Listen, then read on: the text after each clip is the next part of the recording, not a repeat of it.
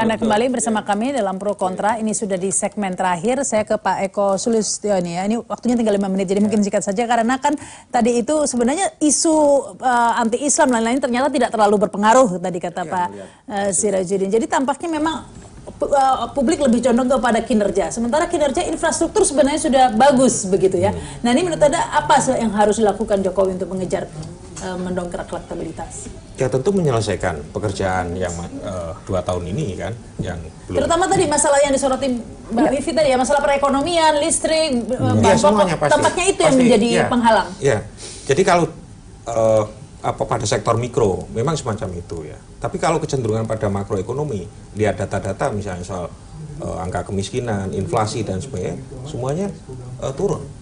Nah, jadi yang tadi menentukan soal, jadi misalnya begini, saya ambil satu contoh aja, tol laut ya.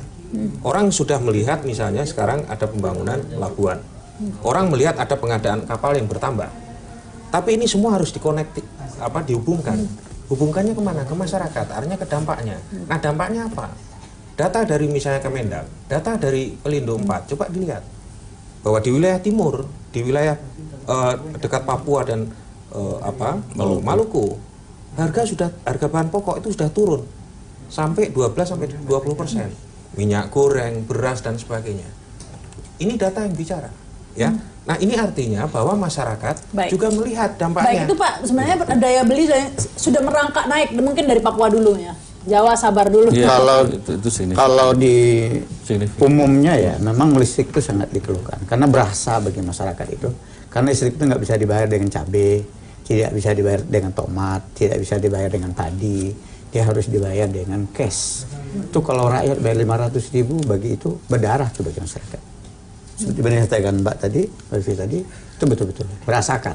Saya banyak itu dikeluhkan masyarakat tentang naik listrik. Baik, ya dari tampaknya kinerja yang harus dikejar adalah dari sisi-sisi itu ya Pak Sirajuddin. Ya, saya kira iya, itu ekonomi jelas itu nomor satu karena bagaimanapun juga Pak Jokowi dan janji PDIP di nawacitanya juga saya kira ingin menempatkan Indonesia menjadi negara yang respectable di region, saya kira di dunia juga. Sekarang udah G20, investment grade kita sudah makin meningkat, makin baik.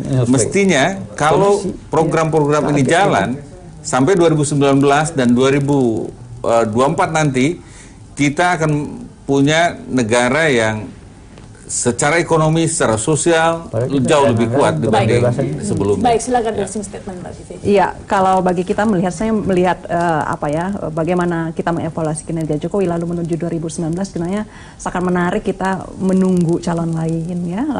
Bagaimana Jokowi juga menyikapi, memanfaatkan 2 tahun itu untuk bersiap ke 2019, termasuk memperhatikan itu tadi masukan-masukan dari masyarakat, keluhan-keluhannya dan sebagainya. Baik.